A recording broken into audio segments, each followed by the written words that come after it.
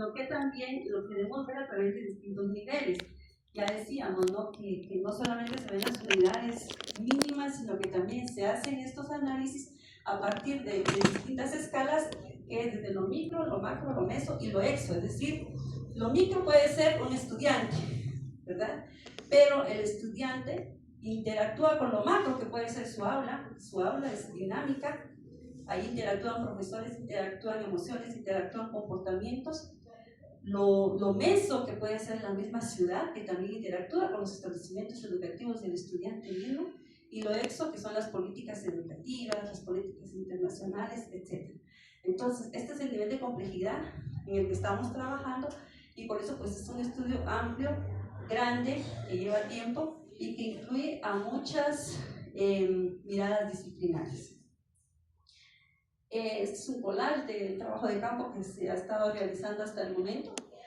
Quiero aclarar que no se ha terminado de trabajar con todos los subfractales. Hoy solamente vamos a presentar 3 de estos que ya les mencionamos. Ya el año pasado habíamos presentado avances de este estudio, principalmente cuando trabajamos el nivel de satisfacción de los usuarios del nivel básico de Quetzaltenango. Y ahora sí dejo al maestro Alonso para que nos ponga en contexto los fractales, porque ya ahorita utilicé varios términos y seguro que ya algunos estarán preguntando de qué estamos hablando. Pues muchas gracias al equipo, a los equipos. Me han invitado para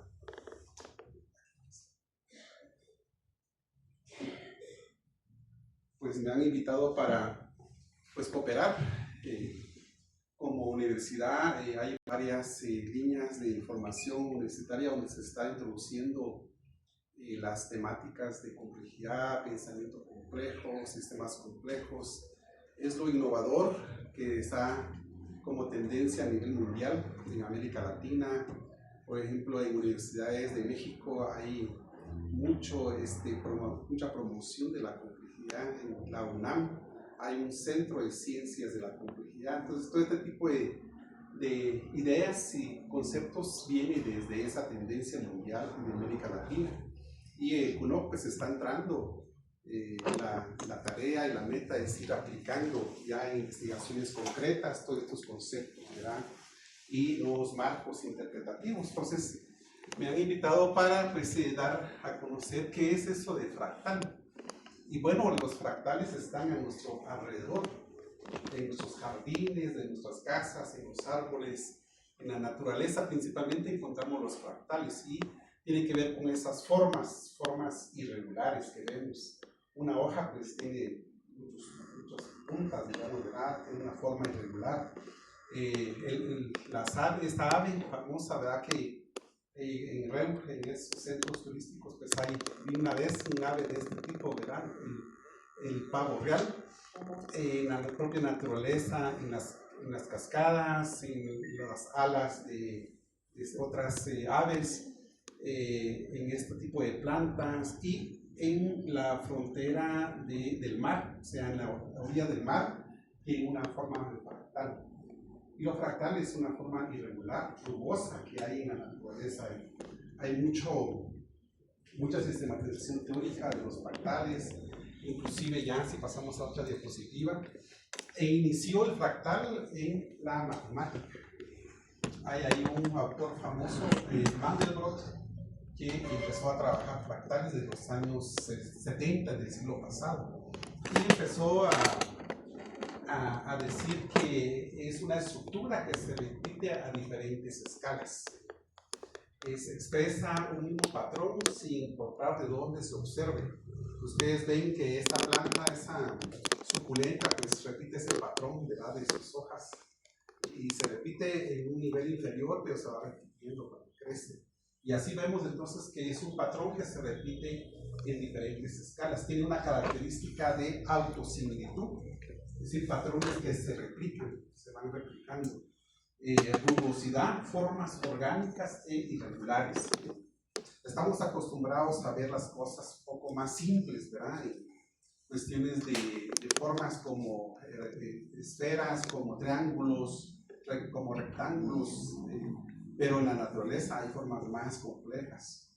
Esta geometría que se inventó fue para tratar de interpretar como modelos lo que pasa en la naturaleza, pero la naturaleza es mucho más compleja, ¿verdad? No se adapta a estas formas simples de rectángulo, círculos, etc. Entonces, hay una finitud infinita, es decir, la complejidad profunda en espacios muy limitados. Es decir, si uno observa con un microscopio una hoja y va adentrándose en la hoja, pues hay un mundo infinito en una hoja, ¿verdad? Entonces, en la física, en la disciplina física encontramos ahora que el ladrillo último de la realidad no es el átomo y su estructura, sino que hay muchas más partículas profundas, ¿verdad? Entonces, al final nos vemos afectados. Pero el fractal tiene una peculiaridad muy interesante porque inicia a nivel de matemática con una fórmula muy simple, y esa fórmula muy simple a la hora de aplicarse, replicarse, va dando esas formas de fractales que ustedes ven.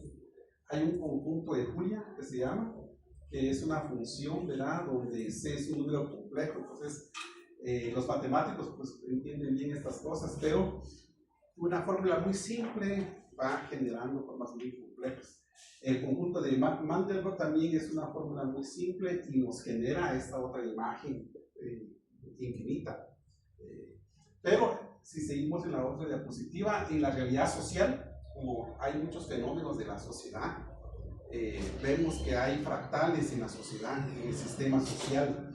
El clima es un sistema muy complejo, ¿verdad? Que a pesar de los instrumentos, las disciplinas, pues no sabemos, por ejemplo, en la mañana hace frío o hace calor, ahora hace frío y llueve. Entonces el clima es un fenómeno irregular. Vamos a estar en estos próximos meses, según los expertos, a merced del niño, ¿verdad? El niño donde trae mucha sequía. La desigualdad, la economía de captura, que hay un estudio muy interesante a través del análisis de redes, también hay presencia de fractales, cómo esas redes se van replicando desde lo local, regional, a nivel del país y a nivel internacional. Entonces esas redes, esos fractales se van replicando. La corrupción pues va vinculada a la economía de captura, pero otro fenómeno muy interesante en el sistema social es la violencia en todos los órdenes, en la familia, en la comunidad, en la escuela, y cómo eso se replica de un ámbito a otro ámbito, se va replicando. Entonces, por eso que esos fenómenos persisten, son duros de cambio y transformación, porque tienen esta característica estructural de patrón fractal, tienen una fuerte persistencia al cambio, están estructurados, ¿verdad? Están consolidados bajo esas formas y esa lógica fractal. Entonces, a nivel social tenemos una dimensión que es la organización. Todos pertenecemos a alguna organización o estamos organizados, pero se le ve desde la fractalidad como un sistema vivo profundamente complejo, donde para entender cómo se organizan y reproducen las realidades humanas, estamos en la merced en muchos sistemas, sistema financiero, transporte, etcétera, ¿verdad? Y si un elemento de un sistema falla, pues no podemos hacer algún cobro, no podemos viajar de un lugar a otro, etcétera. La cultura, también la cultura viene con patrones ancestrales y comunitarios replicados en todos los niveles. Dice que somos productos de la cultura. Como individuo, pues se manifiesta en nosotros la cultura, y la cultura nos determina, nos estructura valores, comportamientos, etcétera, ¿verdad? Entonces la cultura es un fenómeno fractal. El poder, las dinámicas que fracturan y reconstruyen el tejido social, el poder en todos los ámbitos, el poder político, el poder económico, el poder social, etcétera. Y la educación, el fenómeno que se está analizando, que tiene que ver con los saberes que germinan territorialmente frente a la estandarización. El poder de la educación es tan fuerte que puede cambiar toda una sociedad, todo un país, pero hay que ver qué se está haciendo, cómo se está haciendo, las políticas, los actores, los procesos, todo eso vienen estructurados en este concepto de fractalidad. Y la educación es una dimensión importantísima para el desarrollo de los países. Creo que en la actualidad China nos está enseñando mucho cómo el factor educativo puede apalancar y sacar de la pobreza a millones de personas, y cómo viene siendo ahora un factor de poder a nivel del mundo, ¿verdad? Entonces, estas gráficas muestran un poquito de estos fractales que se dan, pero en la realidad existen los fractales a nivel social, y entonces ya hay personas que han investigado, han hecho literatura de cómo pasar el concepto fractal matemático a lo social.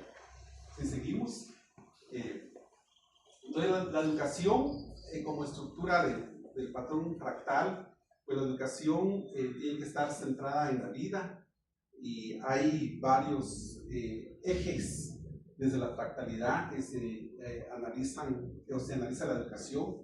La flexibilidad, es decir, la educación tiene que ser libre y tiene que tender a educar a la persona para que sea libre y autónoma, ¿verdad? No depender epistémicamente de otras realidades, otros países. La reciprocidad tiene que ver con procesos individuales, pero también colectivos. La creación colectiva. La construcción de la libertad es epistémica, pero no se hace a nivel individual, sino que vean que aquí en la universidad hay elementos estructurales, otras personas, donde se construyen los conocimientos, y ese conocimiento es colectivo. La armonía, confluencia de saberes, identidades. Estamos en una realidad con otros pueblos indígenas, con su cultura, visiones, es decir, no estamos estandarizados, ¿verdad? Pero, por un lado, la globalización, que aún se habla, ¿verdad?, viene a estandarizar. La educación desde la fractalidad es una educación para la vida que tiene que ver con la innovación crítica, una dislocación y resistencia productiva desde otro tipo de saberes, ¿verdad? Y también tiene que ver con la transformación social, una postura activa frente a las crisis. Estamos viviendo crisis.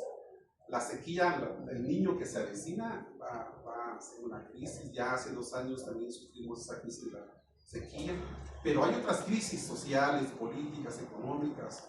La crisis del poder hegemónico ahora que estamos viendo, las guerras, Ucrania, Rusia, Irán, Israel, son parte de las crisis. Pero la educación para la vida nos tiene que llevar a la humanización, una convivencia democrática y hospitalaria. La democracia y la hospitalidad a través del Estado se ha concretado, por ejemplo, en el post-COVID o durante el COVID. La capacidad del Estado, aunque crítica, pero respondió de alguna forma, ¿verdad? Hay muchos autores que analizan que el COVID demostró la gran capacidad del Estado, la utilidad, etcétera, etcétera. Y la resistencia poética, es decir, estamos habitando un territorio, estamos conectados con una memoria cultural, ancestral, y estamos conectados también con la naturaleza que se organiza en fractales, ¿verdad?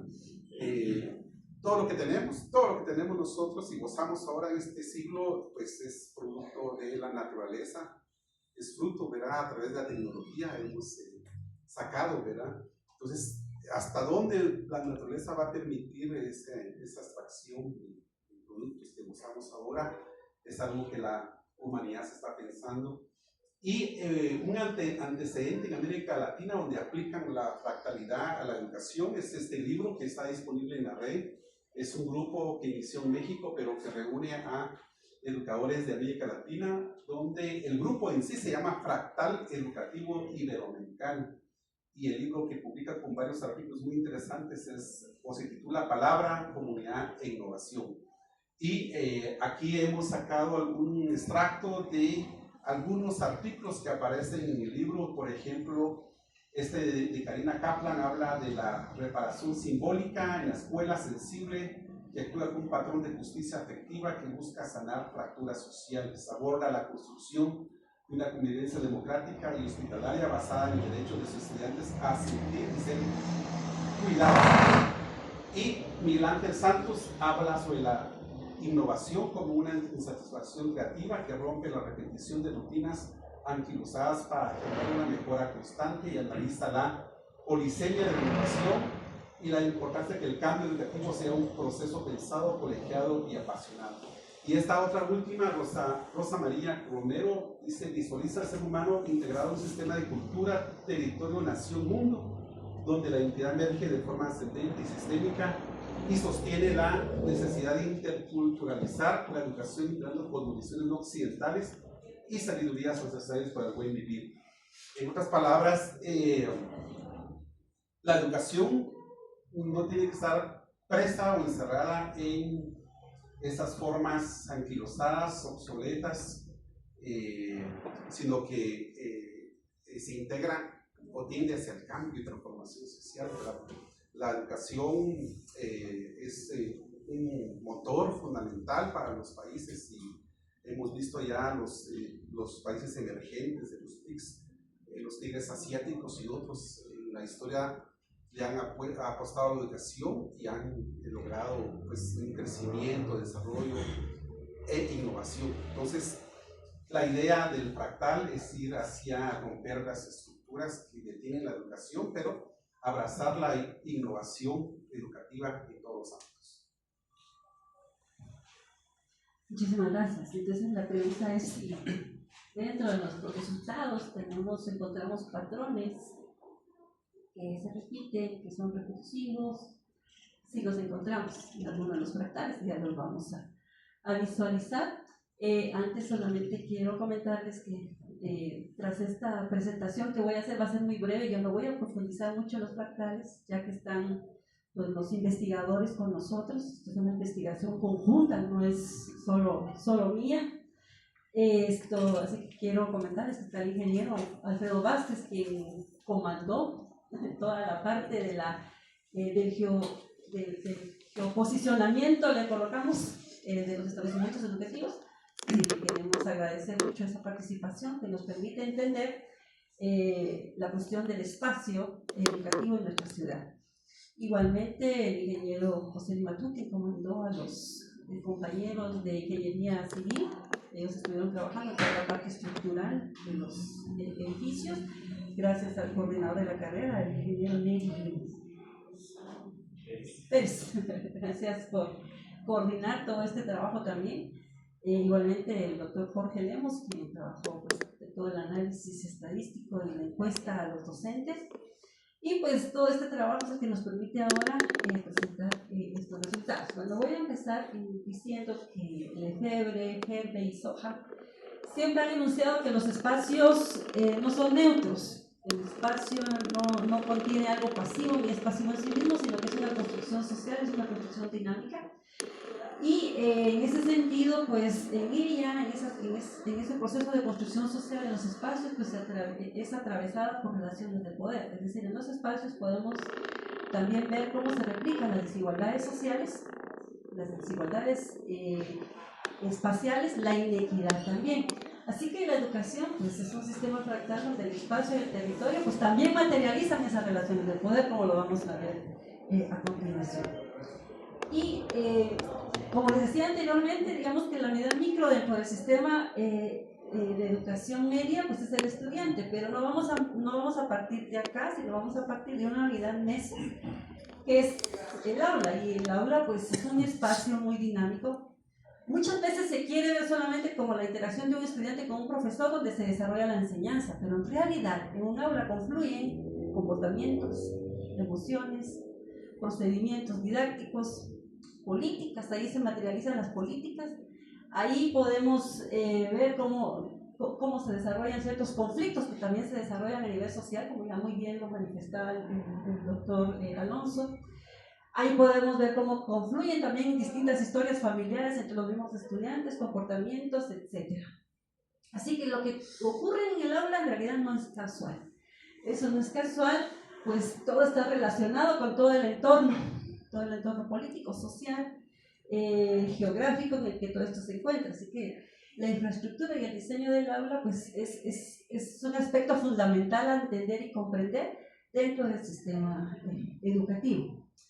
Y para comprender bien cómo están establecidos los establecimientos educativos en la ciudad de Quetzaltenango, porque este estudio se delimita solamente a la cabecera municipal, pues se realizó, se aplicó un índice de seguridad en instalaciones universitarias, se aplica este mismo índice a establecimientos educativos. Cualquier cuestión en la cual quieran profundizar sobre este dato, pues aquí están los ingenieros, yo solamente voy a dar las generalidades.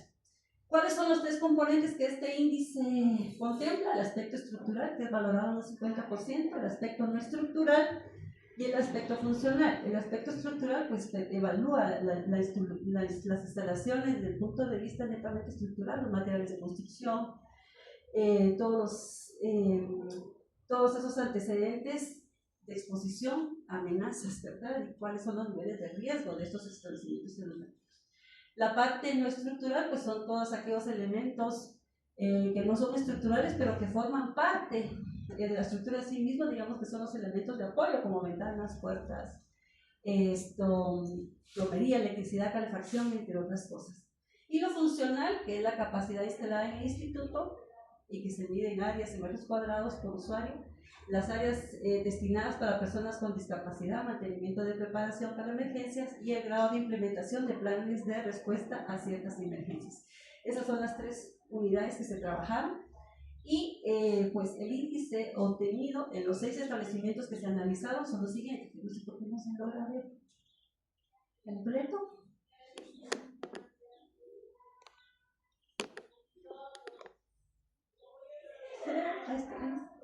Bueno, entonces los 6 establecimientos que se analizaron como estudio de casos son el AENCO, el INSO, el Werner, el INEGAP, el Técnico Industrial y el Jacobo Arbenz.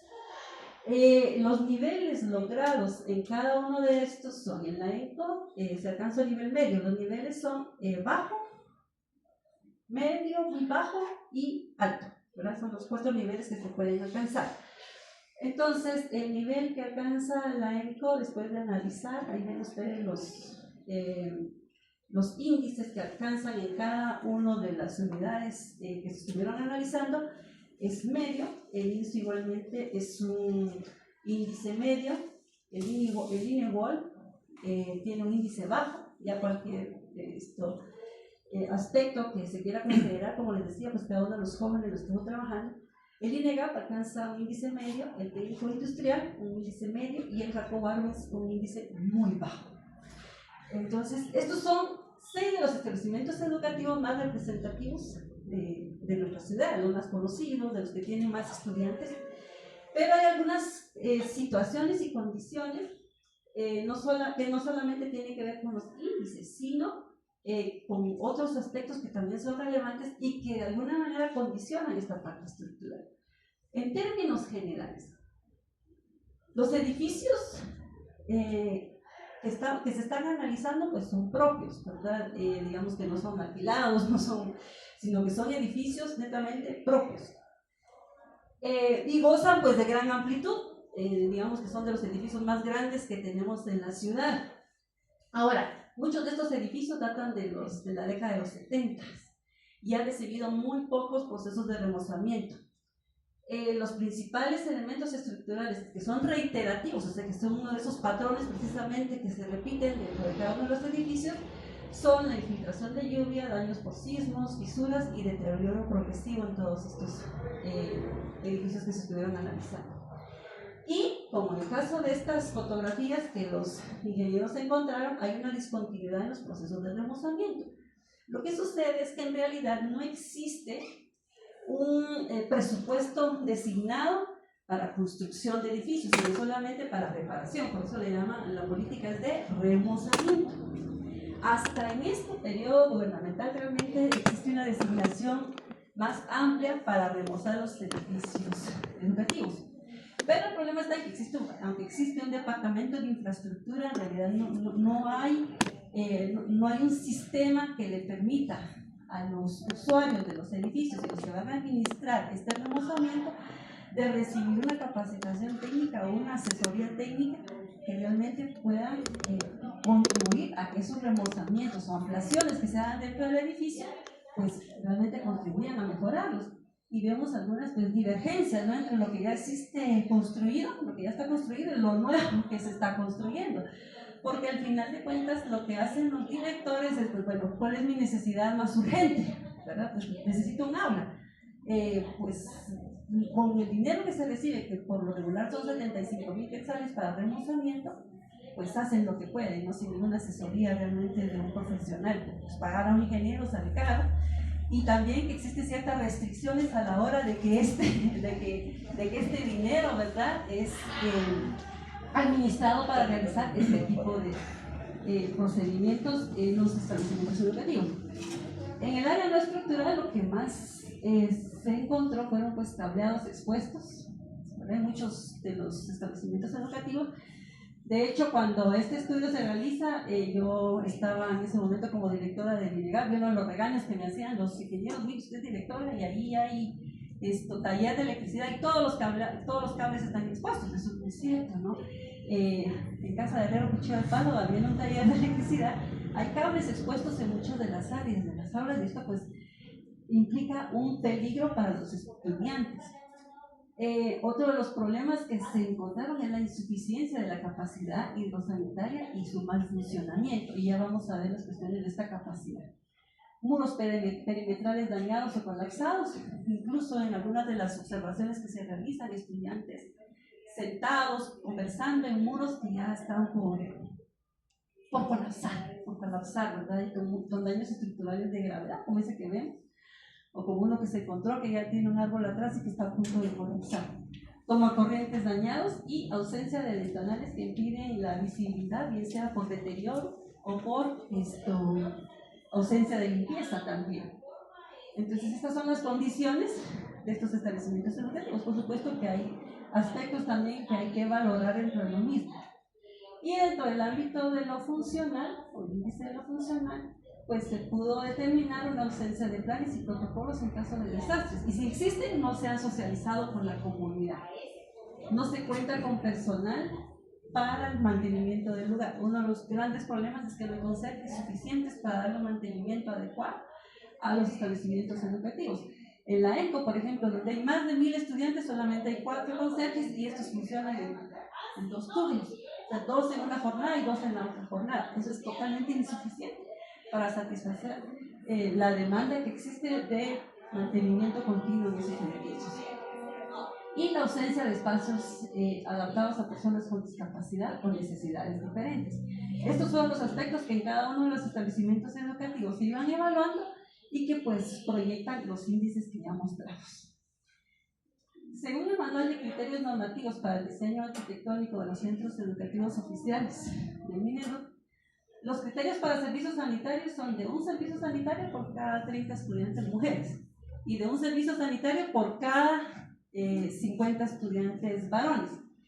Pero en el caso de la ENCO, por ejemplo, donde hay 669 estudiantes mujeres, solo hay 5 servicios sanitarios. O sea que hay una relación de un servicio sanitario por 139 usuarios. ¿Qué significa esto? Que la demanda de servicios supera en un 50%. No se satisface la demanda. Otro de los aspectos que son muy importantes y que se tienen que señalar es una elevada exposición a fuentes de contaminación. En el caso del INEGAP, por ejemplo, está muy cercano a una fuente de contaminación fuerte, que es el Mercado de la Democracia.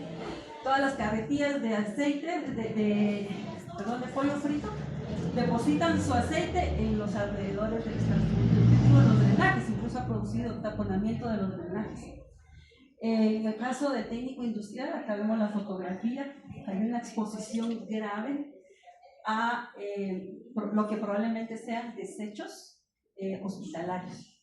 En ese muro perimetral hay un olor bastante fuerte al cual están expuestos los estudiantes todos los días, y probablemente sea precisamente esa exposición a desechos hospitalarios.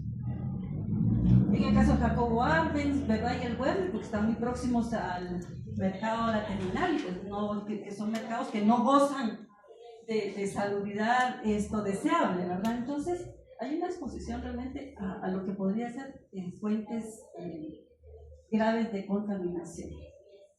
En el caso de los establecimientos educativos del ámbito privado, se pudo establecer a través de las observaciones externas de que muchos de los edificios que son utilizados simplemente son casas que se acondicionan y que no reúnen los aspectos pedagógicos requeridos para desarrollar procesos de enseñanza-aprendizaje. Incluso hay aulas pequeñas que probablemente eran salitas en esas casas y ahora pues solamente fueron acondicionadas para hacer establecimientos educativos. Otro de los problemas es la carencia de edificios propios, ¿verdad?, dentro de algunos establecimientos educativos, porque sí los hay, no en el caso de los 6 que se analizaron, pero sí hay un problema continuo de carencias de edificios propios. Esto obliga a la cohabitación de la infraestructura. La mayoría de establecimientos educativos de nivel medio en el sector privado, que son 42, solamente 2 no cohabitan con otro establecimiento educativo. Y ahí todos los demás, por lo menos, tienen entre 2 a 3 establecimientos educativos con códigos diferentes. Y pues esto genera serios conflictos dentro de estas familias educativas, ¿verdad?, que coexisten dentro de un mismo edificio.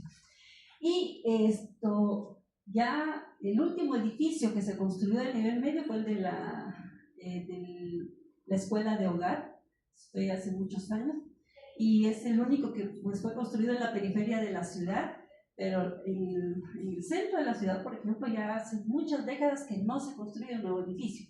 Sí hay una ampliación de la cobertura, porque pues Quetzaltenango es un polo de desarrollo educativo y ha habido una ampliación de la cobertura, porque muchos estudiantes vienen de Sololá, de Huehuetenango, de Reo, incluso hay hasta estudiantes extranjeros de Tapachula, haciendo uso de los servicios educativos, pero lamentablemente esa cobertura solamente es una ampliación dentro de los espacios físicos que ya existen, pero no se crean nuevos edificios para que el servicio realmente sea ad hoc a esa demanda que cada vez es más creciente en la ciudad.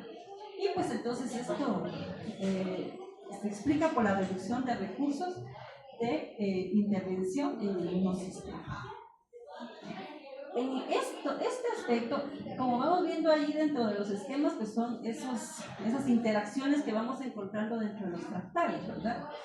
Este establecimiento educativo no es aislado, está dentro de una ciudad y la ciudad incide en el establecimiento educativo, pero también el establecimiento educativo incide en la ciudad. Tonushi decía que si un niño no puede ir solo a la escuela, esta sociedad está enferma. Y la pregunta para la reflexión es, ¿será que nuestros niños y jóvenes pueden ir solos a la escuela? ¿Pueden ir caminando a la escuela? ¿Pueden ir sin preocupación a la escuela? En realidad sabemos que no. Y por otro lado, nosotros como ciudadanos, pues tenemos el derecho a asumir el espacio y ser entes transformadores dentro de nuestra propia realidad urbana. Entonces tenemos una relación de doble vía, que nosotros construimos la ciudad y dentro de un establecimiento educativo incidimos en la ciudad. Las horas pico, por ejemplo, son precisamente horas de salida de los establecimientos educativos dentro de la ciudad. No hay una movilización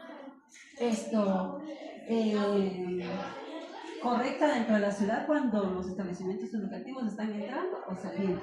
O sea, incidimos en la ciudad. Pero también, como vamos a ver, la ciudad incide en los establecimientos educativos. Algo importante antes de ver cómo están posicionados los establecimientos educativos, esta tabla ya la habíamos presentado anteriormente, pero la acabamos de actualizar.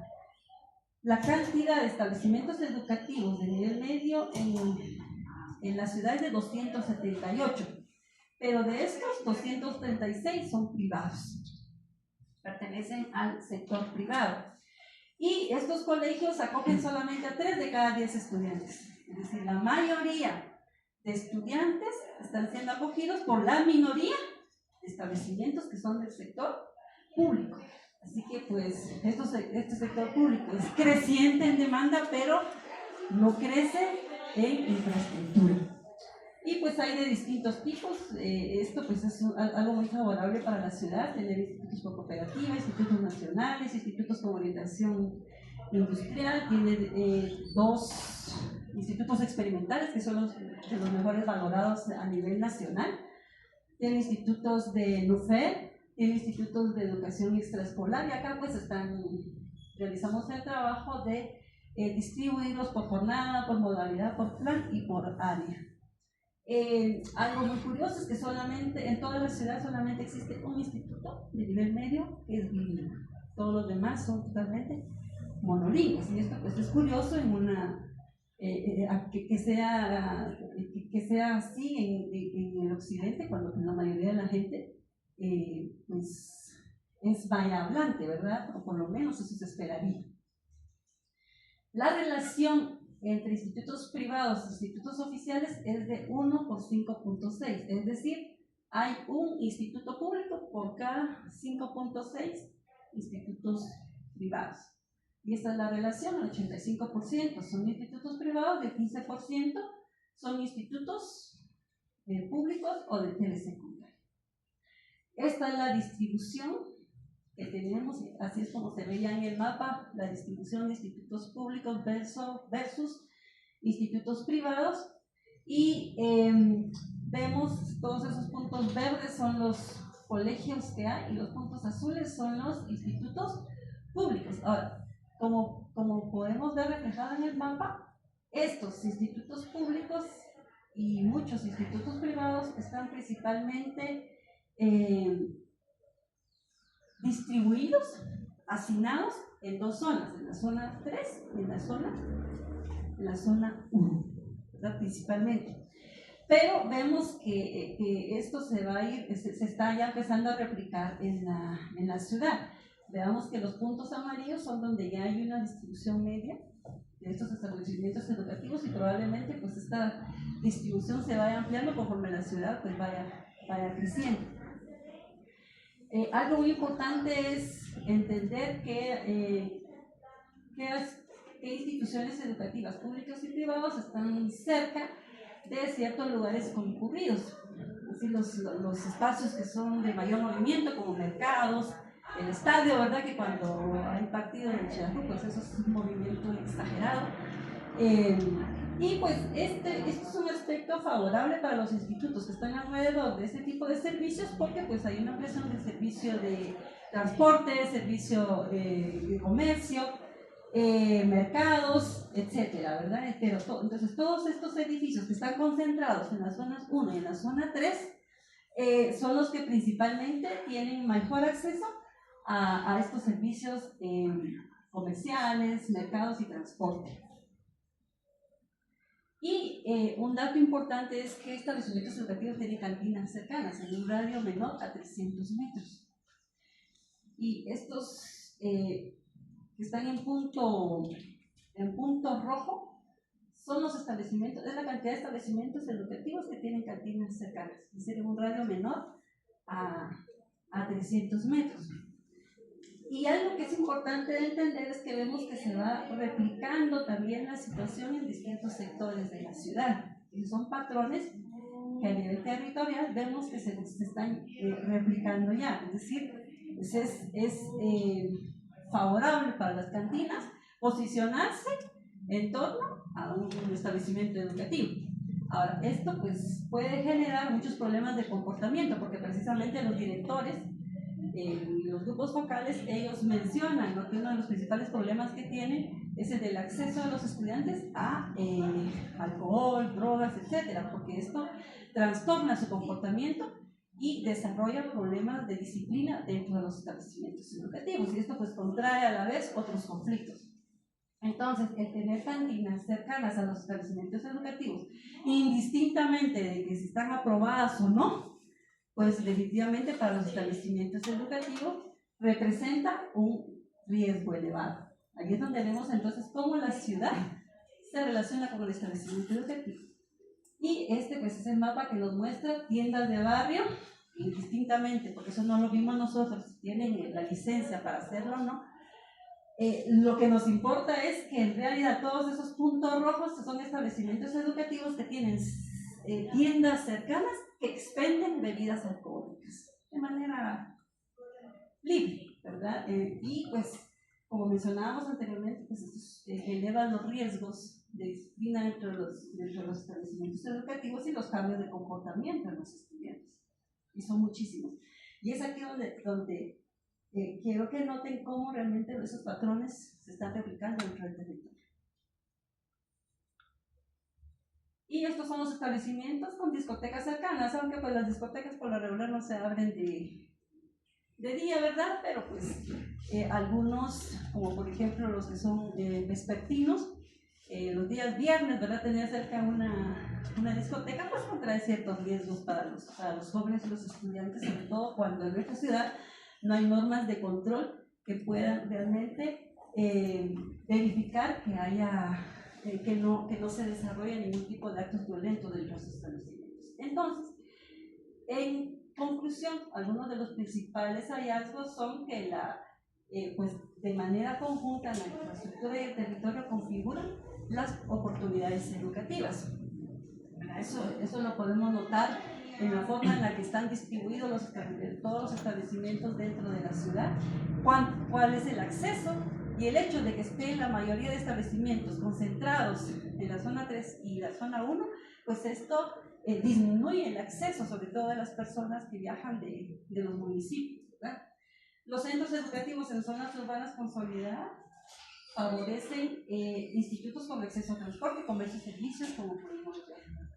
La proximidad pues, a cantinas, a centros educativos, pues no es un fenómeno aislado, ¿verdad? Eso no es casualidad, no es casual como lo decíamos anteriormente, sino que es un patrón territorial que se reproduce en distintas escalas, tanto dentro de podríamos decir que dentro de lo rural, lo urbano, lo público, lo privado, se está reproduciendo de una manera constante y continua dentro del territorio. ¿Qué aspectos pudimos notar? Que la cobertura de los establecimientos es robusta, pero aunque es amplia, es muy desigual, sobre todo cuando vemos esa relación de lo público con lo privado y ese crecimiento exagerado de los colegios dentro de la ciudad. Es muy alta en la ciudad, pero es débil en la periferia, porque vimos que todos están concentrados casi que en el centro de la ciudad. Debe mejorar la seguridad en todo sentido, ¿verdad? Tanto controlar esos expendios de bebidas alcohólicas.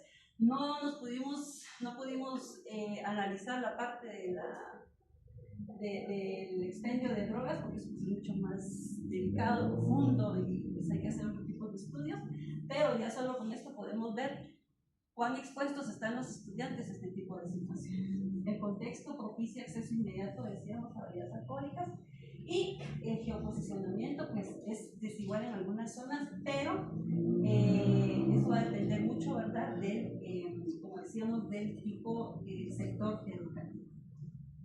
En el ámbito de la calidad educativa, que es otro fractal, pero que también tiene relación con lo que mencionábamos, es importante mencionar que pues, el docente es un nodo importante. Sin embargo, todo lo anterior que ya exponíamos influye también en las capacidades docentes. El docente, aquel que vive fuera de la ciudad, se tiene que movilizar a su centro educativo que está en la zona 3, pues se le dificulta mucho más que aquel que está dentro de la misma zona. Y la mayoría de docentes viven precisamente en la periferia de la ciudad y no en el centro de esta. El docente, para explicarlo en la calidad educativa, es un objetivo, es un nodo principal dentro de todo el sistema y conecta lo individual con lo sistémico. Eso lo decía Morín, ¿verdad?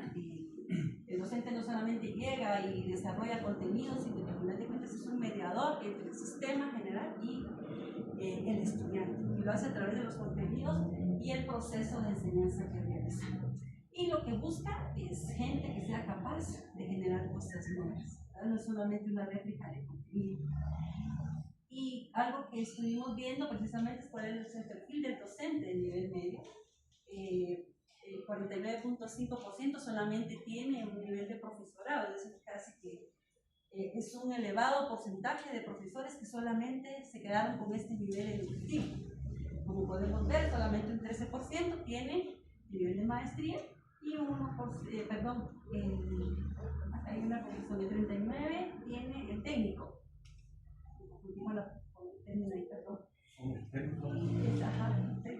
Y el 13.8, la maestría.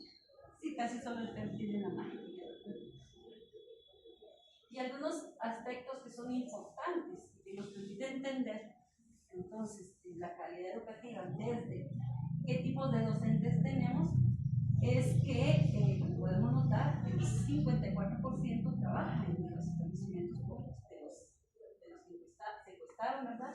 Y el 34% en el sector privado.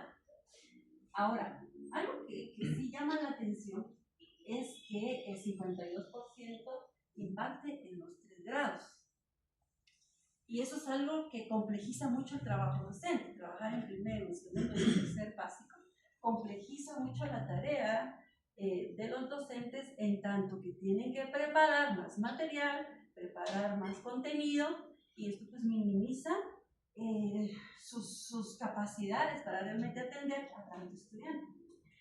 Otro dato que realmente refleja el estudio es que un 22% de los profesores están desarrollando un curso para el cual no están preparados.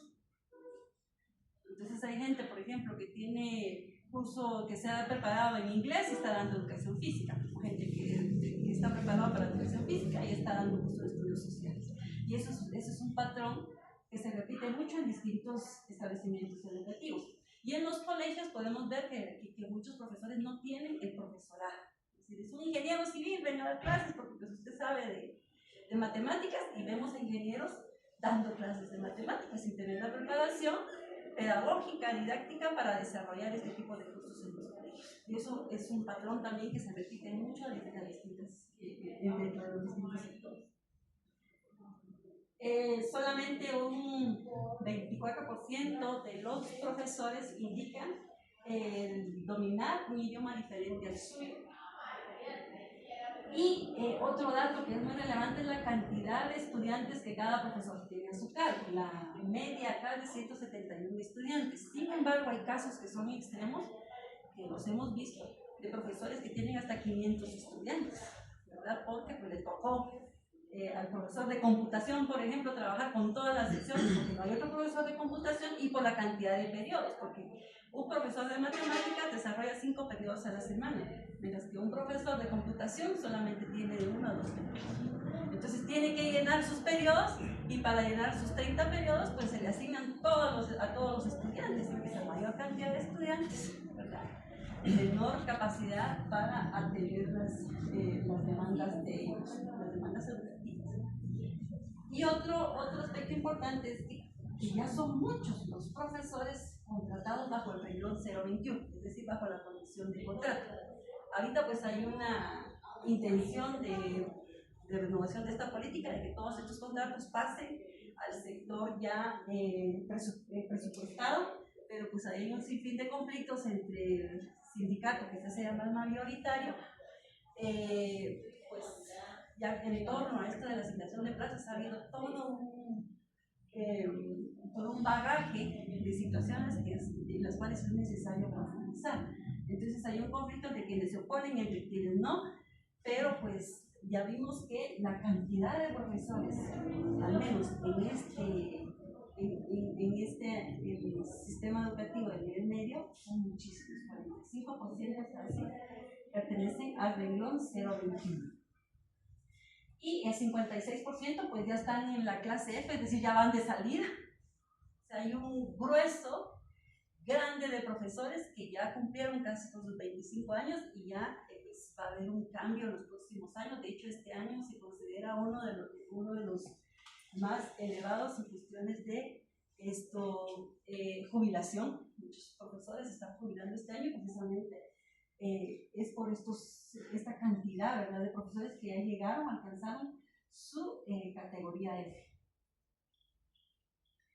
En el caso de los colegios, pudimos notar algo que es dentro de las condiciones laborales de ellos grave, y es que sus contratos por lo regular son solamente verbales. En el caso del 25% de los profesores no tienen acceso a un contrato escrito. ¿verdad? Que validen realmente su trabajo dentro del establecimiento. Y con una temporalidad que por lo regular es solamente anual, solamente un 25% de los profesores indican tener un contrato a indefinido. Y bueno, pues esto es un problema cuando uno ya trabaja la parte más humana y cualitativa dentro de estos procesos, o se puede notar que pues, muchas veces está sujeto más a los caprichos de los estudiantes y los papás que de las capacidades de cada profesor. Por eso justamente los colegios solamente contratan por un año, porque pues, si no le parece al papá, no le parece al estudiante, pues precisamente hay que cambiar. La remuneración mensual dentro de los colegios no alcanza el salario mínimo. La media es de 2.986.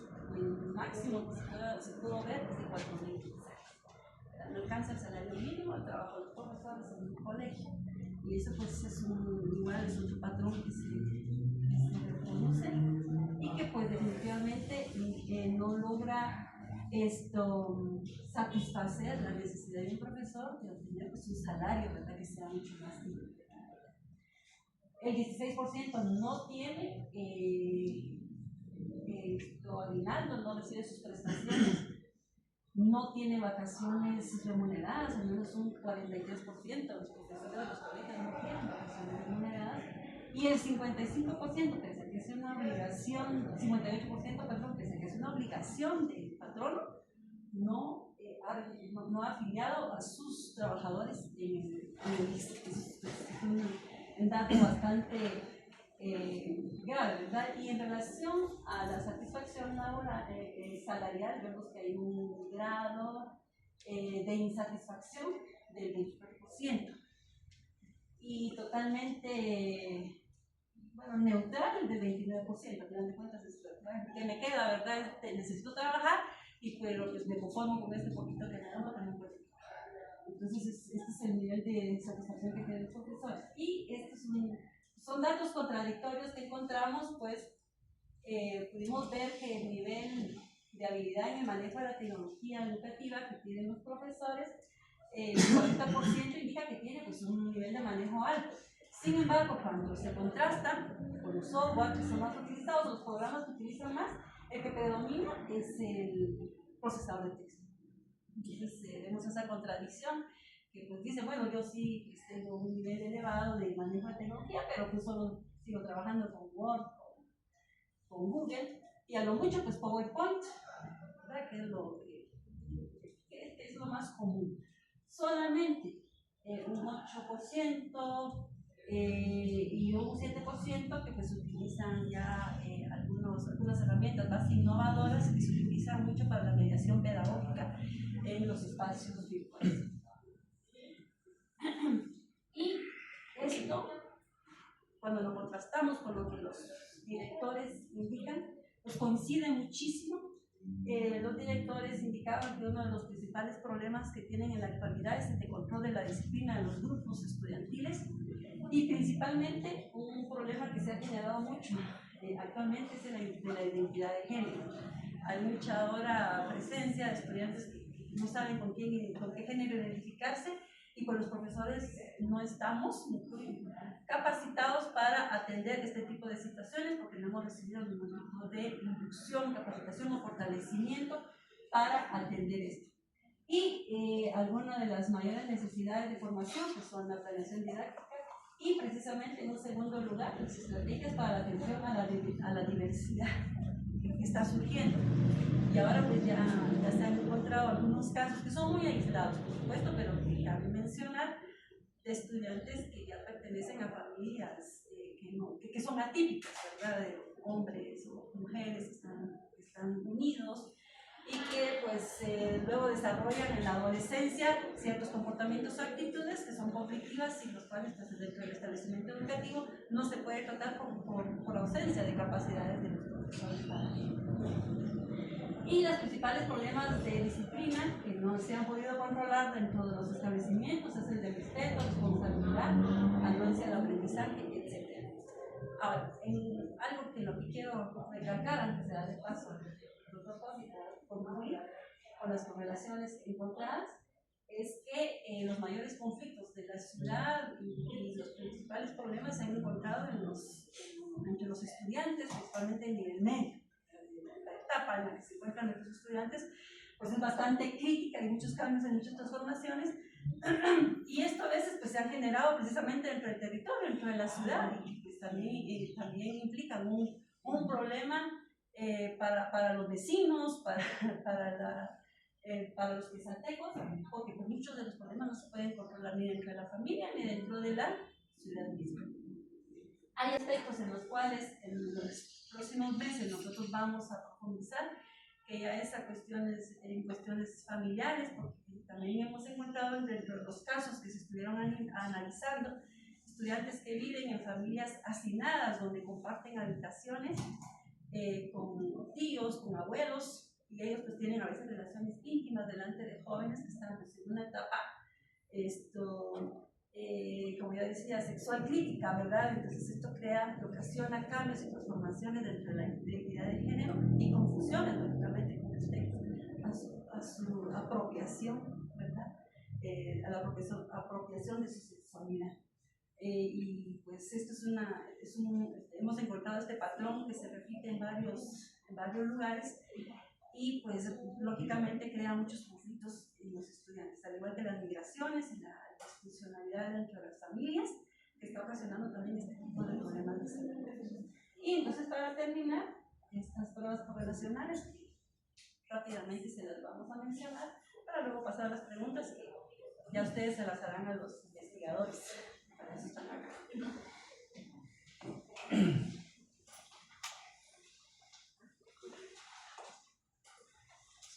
Solo antes que mientras, solamente queremos hacer la entrega de su toma.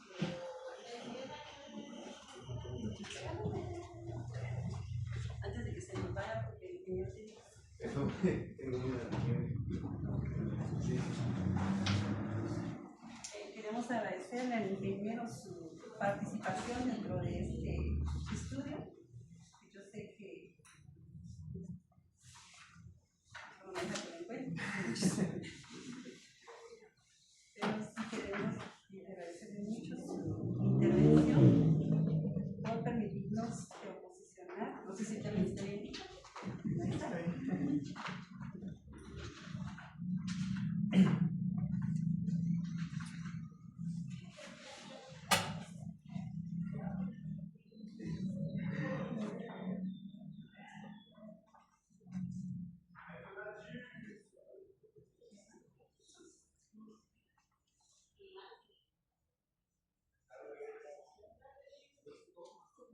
Nos entrega con dicho aplauso al ingeniero por haber participado con nosotros en este estudio.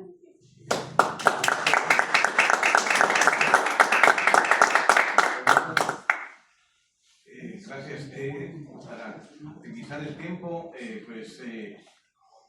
esto de la caracterización de los docentes de nivel básico de Quetzaltenango, lo que se ha visto, hay algunos datos, son descriptivos, pero los datos, una vez que los hemos procesado, nos han permitido generar otras preguntas de investigación. Y ahí la maestra Yeti, que vio toda la estructura, encontró que podían buscarse algún tipo de relaciones que pudieran ser relevantes, si existieran. Y es así que surgen preguntas, por ejemplo, si existe alguna relación significativa entre el renglón presupuestario en el que están contratados los maestros 01, 011, 021, 022 y su interés por mejorar en el desempeño docente. Pues ahí formulamos una hipótesis nula en donde establecemos no existe relación significativa entre el renglón presupuestario en el que está contratado el maestro y su interés en mejorar el desempeño, y la alternativa que afirma lo anteriormente dicho. Pues aquí, por el tipo de variables, la prueba adecuada es una de chi cuadrado. Con el 5% de significancia logramos establecer que no se rechaza la hipótesis nula, por lo tanto no hay relación estadísticamente significativa entre esas dos variables, lo que significa que son independientes, es decir, que no importa en qué renglón se encuentre contratado a los maestros, que el interés por mejorar su desempeño no depende de ellos, sino depende de otras cosas. También nos surge la pregunta si existe alguna relación significativa entre el renglón presupuestario en el que está contratado el maestro y el número de estudiantes que tiene bajo su cargo. Pues la hipótesis nula está en relación a eso. No existe relación significativa entre los renglones de contratación y el número de estudiantes bajo su cargo. Por el tipo de variables que se manejan acá, la prueba adecuada es un coeficiente de correlación eta, y que al correrlo pues nos da ahí los coeficientes siempre relacionándolos con un 5% de significancia, y nos da un p-value de 0.003, lo que nos permite decir que se rechaza la hipótesis nula. Contrario a lo anterior, este sí fue un hallazgo interesante, lo que nos genera una conclusión de que la evidencia empírica permite afirmar que sí existe relación significativa entre el renglón presupuestario y el número de estudiantes que tiene bajo su cargo, lo que significa que el renglón presupuestario sí influye significativamente en la cantidad de alumnos asignados. Me imagino que alguien dirá, bueno, ya tiene plaza fija que atienda más, y este otro pues también ya hasta que se le da, como dijo la maestra Allende, plaza 011, pues se le asigna el número. Entonces, aunque sí depende de eso según esta prueba y de acuerdo a los datos descriptivos. También relacionamos otras variables. La pregunta ahí es si existía relación significativa entre la edad de los docentes y el hecho de impartir cursos distintos a los que les corresponde. En este caso, por el tipo de variables, el coeficiente adecuado es el de correlación punto biserial, que al correrlo pues nos da un p-value .819, muy elevado comparado al 0.05 de significancia esperada, lo que nos permite concluir que se rechaza, no se rechaza la hipótesis nula, lo que significa que de acuerdo a la evidencia empírica no hay relación significativamente estadística entre la edad de los docentes y el hecho de impartir cursos distintos a los que les corresponde por contrato. Son 5 correlaciones las que hicimos, esta es la cuarta. Otra es con respecto al sector donde se elabora. Aquí lo hicimos por ser la mayoría, más del 95%, tal vez de los 275 que trabajan en el sector público y privado, porque también hay algunos que trabajan en cooperativa. Pero son muy poquitos, entonces para quitar ese sesgo que nos pudiera dar esos pocos, solo lo hicimos con los que están en el sector público y privado, con la satisfacción del salario devengado. Entonces aquí la pregunta es si existe o no una relación significativa entre el tipo de establecimiento donde se elabora, público o privado, y el nivel de satisfacción con el salario que se devenga en cada uno de ellos. Aquí la prueba correspondiente adecuada para este tipo de variables es la de correlación Rhodes-Spearman, que luego de correrlo pues nos permite tener un p-value de 0.606 elevado con respecto al 0.05 esperado, lo que nos permite establecer que no se rechaza la hipótesis nula y por lo tanto no existe una relación significativa entre estas dos variables, es decir, estar trabajando en un establecimiento público o privado y tener un nivel de satisfacción con el salario. O sea, si se tiene o no se tiene satisfacción con el salario que se devenga, depende de otras cosas, pero no depende del hecho de estar en lo público y privado. Por lo menos eso es lo que arrojan los datos. Y finalmente tenemos, son 6, no son 5. Otra hipótesis que surge de la pregunta si existe una relación significativa entre el tipo de establecimiento donde laboran los maestros y sus expectativas de desarrollo profesional y académico. Aquí también la prueba adecuada para correr esto es el coeficiente de correlación de Rhodes-Spearman, y la hipótesis nula es no existe una relación significativa entre el tipo de establecimiento donde laboran los maestros y sus expectativas de desarrollo profesional y académico. Luego de correr la prueba, pues pudimos establecer que el pi calculado es 0.006 contra 0.05 esperado, lo que nos permite establecer que se rechaza la hipótesis nula y por lo tanto concluir que sí existe una relación significativa significativa entre el tipo de establecimiento donde laboran los maestros y sus expectativas de desarrollo profesional y académico.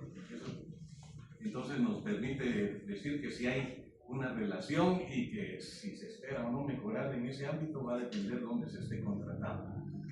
Y finalmente tenemos otra hipótesis que corrimos acá para probar y que surge de la pregunta si existe una relación significativa entre el nivel de formación y nivel de habilidad en el manejo de tecnología educativa. Entonces aquí relacionamos para nivel de formación el grado académico, que hay la mayoría pues empiezan de profesores de enseñanza media, licenciatura, maestría, que algunos ya tienen un número ya significativo, y doctorado también ya nos aparecieron algunos. Aquí para este tipo de relación, el coeficiente que encontramos adecuado es el coeficiente de correlación tau-V de Kendall, y la hipótesis nula que manejamos es que no existe una relación significativa entre el grado académico de los maestros y su nivel de habilidad en el manejo de tecnología educativa. Luego de hacer la prueba, tuvimos para el coeficiente de correlación un p-value de 0.034 y comparado con el nivel de significancia 5%, nos permite establecer que se rechaza la hipótesis nula y por lo tanto poder afirmar que sí existe una relación significativa entre el grado académico de los maestros y su nivel de habilidad en el manejo de tecnología educativa. Y como nos da aquí, sí, también tiene significado el símbolo del coeficiente de correlación, el tau de Kendall, como es positivo, significa pues que a mayor preparación o mayor grado académico, tiene mayor dominio sobre la tecnología educativa. Pues esto es lo que probamos en este momento, así para ilustrar un poquito más los datos y no que se vieran así muy dispersos. Afortunadamente, vaya que la mayoría son ingenieros, entienden de este tema y pues son hallazgos interesantes que ya la maestra ahí le va a dar la propiedad teórica para poder explicarlos dentro del contexto de los fractales de la educación. Así que gracias por este espacio para poder exponerles este resultado. Bueno, entonces, en conclusión, en relación a este fractal, pues hay muchas tensiones, tanto en la contratación como en las promociones laborales de los docentes.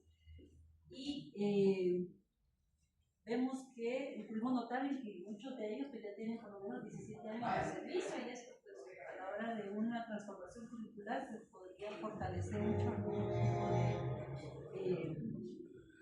podría, al final de cuentas, contribuir con la estabilidad del sistema, por un lado, pero también que puede contribuir para que haya, a la hora de una reforma educativa, pues, que se puedan hacer esas reformas a profundidad. Y pudimos notar que todo esto pues, es una sobrecarga laboral en los profesores, principalmente los profesores 021, eso sí lo pudimos ver, tienen una sobrecarga laboral, cuestiones de cursos y un desfase en sus situaciones respecto a la especialidad.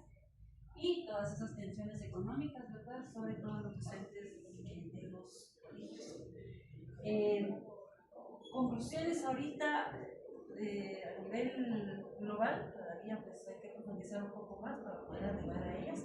Sin embargo, pues podemos indicar que hay algunas de esas coexistencias, por ejemplo, los establecimientos educativos, pues generan muchísimos conflictos interinstitucionales. Podemos ver que son patrones que se están reorganizando a nivel de todo el sistema educativo medio, y pues que se están generando pues, ciertas desigualdades. Pero pues hay muchas otras conclusiones, por cuestión de tiempo ahorita no vamos a abordar porque tenemos que ir a otras actividades, pero que estaremos profundizando porque entonces, como les comentamos, solamente trabajamos 3 fractales, ¿verdad? Y hay que profundizar mucho más. Entonces, ¿será alguna pregunta como discusión? Este es el momento para que podamos abordarlos.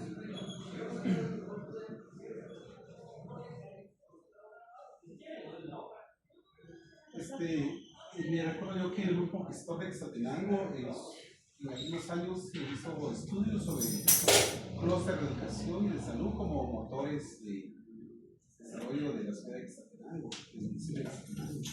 No sé si han revisado ese estudio del clúster de educación y si ahí se aborda el nivel básico. ¿Qué decía en su momento este estudio y qué, digamos, comparación tienen ustedes con el estudio que ustedes están desarrollando? Porque este abarca varios aspectos, ¿verdad? Entonces, sería muy interesante porque en su momento, pues, la educación y instituto eran son dos motores, ¿verdad? El desarrollo de la ciudad. Entonces, ¿cómo? Y lo otro es ver qué parámetros tener para comparar la educación media básica en Quetzaltenango, ¿verdad? No sé si las pruebas a nivel del país, lo que sea, que hacen en esta educación en materias claves como matemática y otras, están reflejando esa continuidad o hacia dónde va. Entonces, por ahí, no sé, el grupo investigador cómo lo ha abordado o ha analizado, ¿verdad? En este sentido. Sí, el año pasado precisamente presentamos justamente al grupo gestor y a entidades privadas los primeros tratados, precisamente eran sobre inclusión y exclusión y nivel de desempeño estudiantil, precisamente en las áreas de matemática y las habilidades lectoras. Y uno de los hallazgos era que no había mucha diferencia entre el sector público y el sector privado. Realmente era mínima la diferencia, y en algunos hasta lo público sucedaba a lo privado. Y toda esa parte ya se había presentado anteriormente, pues ahorita por el tiempo no se introduce, pero sí ya se trabajó y ya se hicieron algunas comparaciones con lo que el grupo había realizado. Hoy también fueron invitados, pero lamentablemente no vinieron. Pero sí ya se han hecho algunos contrastes. Incluso ahorita estamos actualizando porque pues, ha habido una explosión de centros educativos en los últimos años y que ha sido descontrolado. No existen procedimientos legales que regulen realmente, por ejemplo, la existencia de un colegio. Es muy sencillo realmente crear un colegio en la ciudad. Entonces, ese crecimiento exponencial definitivamente nos afecta a la comunidad como territorio. Pero ellos lo habían analizado realmente pues, precisamente dentro del aspecto económico. Yo creo que fue esa tendencia en la que ellos tomaron. Pero sí hay ciertas diferencias precisamente por ese crecimiento exponencial que tienen los colegios. Entonces habría o sea, los datos no están contrastados en sí mismos, pero sí, gracias por la sugerencia, creo que lo podríamos realizar. Se tomó solamente como un referente, pero no precisamente para hacer los comparativos antes y después, porque pues tampoco es muy antiguo ese estudio. Entonces no creo que vayan a haber diferencias significativas más que este crecimiento exponencial que les mencionaba. Eso sería nada más. Y un crecimiento de la población estudiantil, que también ahorita casi se ronda por los 18.000 estudiantes.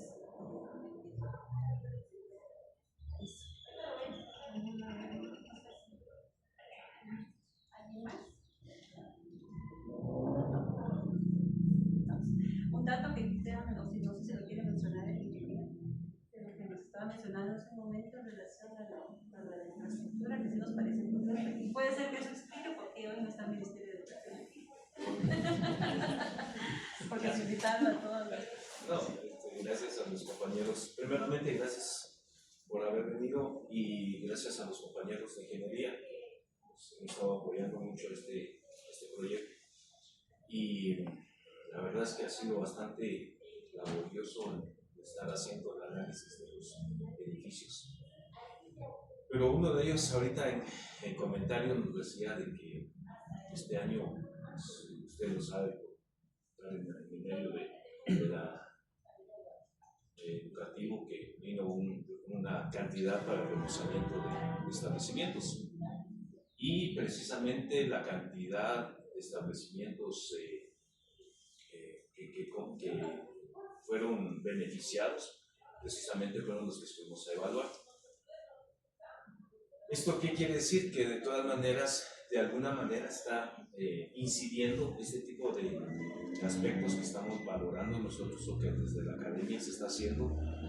El ministerio los está adoptando. Claro está que un remozamiento a una parte que veíamos en Tacobarrios compañero Estuardo, que la losa, se puso una losa encima de otra losa y eso está debilitando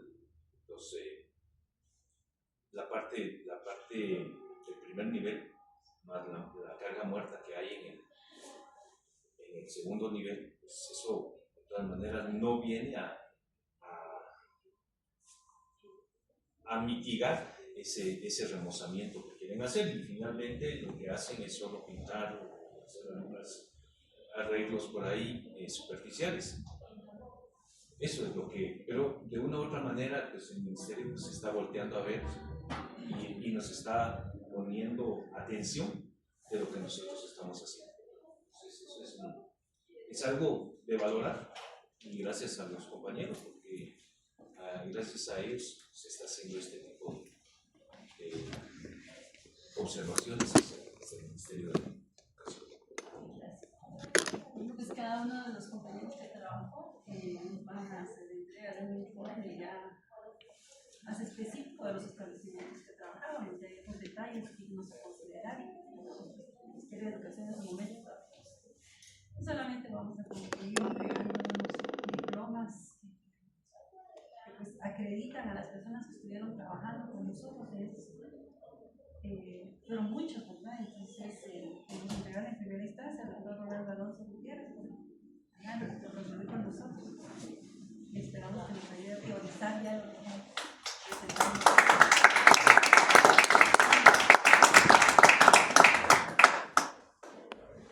También queremos agradecer al ingeniero Neri Dani Pérez por habernos facilitado todo este proceso. No fue sencillo porque concatenar el trabajo de graduación de los estudiantes, de la conclusión de su carrera y una investigación como esta, pues da resultados. Muchas gracias, ingeniero.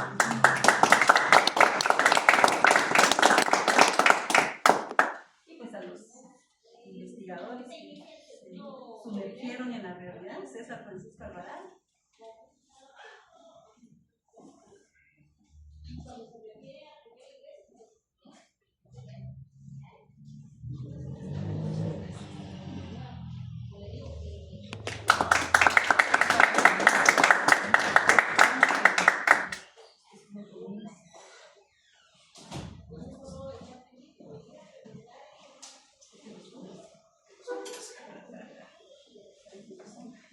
Gustavo Adolfo López Gómez.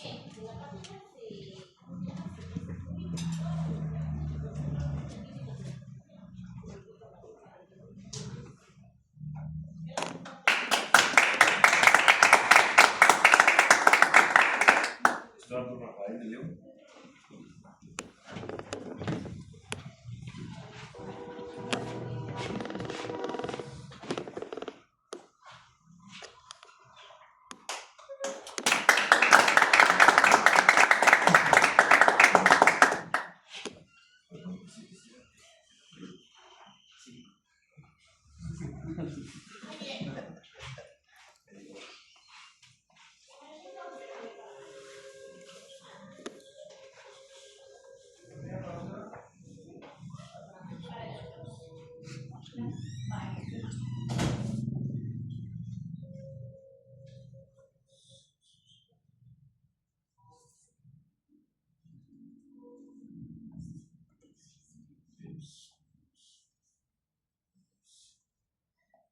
Selvin Francisco Ordóñez Medina.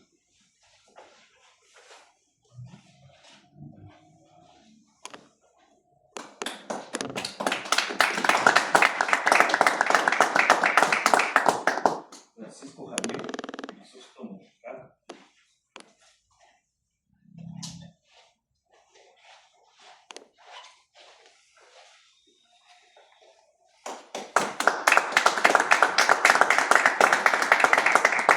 Alexander Barrios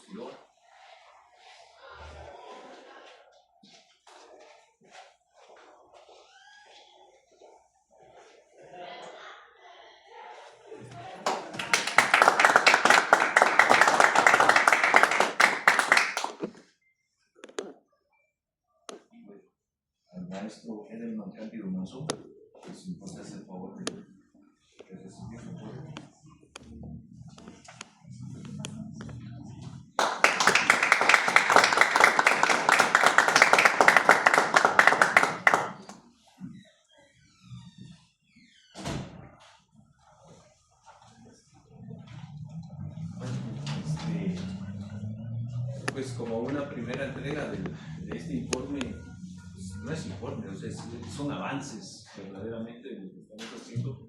Es una investigación que la estamos planteando para 3 años. Este es uno de los primeros años que estamos haciendo. Estamos tratando también de hacer una evaluación de instituciones privadas, pero nos ha costado un poquito ingresar al sistema privado. Y bueno, es un trabajo bastante laborioso en el sentido de estar coordinando equipos de trabajo, pero lo estamos haciendo con el afán de entregar algo a la sociedad. En realidad, si nosotros quisiéramos ponerle un precio a este trabajo que estamos desarrollando, por lo menos con los jóvenes, estamos entregando aproximadamente 165,000 quetzales hacia la población. Es trabajo que la universidad no está cobrando, pero es parte de nuestro eje transversal, que es la extensión. Y creo yo que esto, pues, gracias nuevamente al ingeniero Neri Pérez, porque nos abrió las puertas. Esta es no lo sabía, pero era un convenio interinstitucional, digamos, porque es la carrera de Ingeniería Civil y el Departamento de Investigaciones. Y pues estamos haciendo algo para la sociedad. Y pues, enhorabuena. Les agradecemos también a ustedes su participación y por haber asistido el día de hoy. Muchas gracias y pues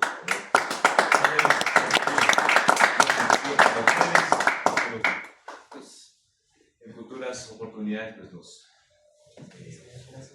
podernos ver. Gracias.